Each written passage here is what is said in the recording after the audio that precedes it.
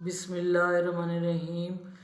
तो आज मैं आपको बताना चाहती हूँ कि खाने में मैंने क्या बनाया है।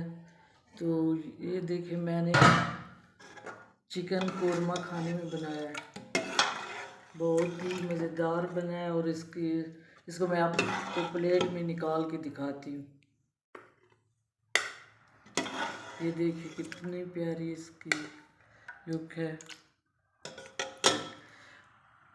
और आपसे मैं ये कहूँ कि मेरे चैनल को आपने सब्सक्राइब करना है और वीडियो को लाइक और शेयर किया करें। तो ये है आज का हमारा खाना।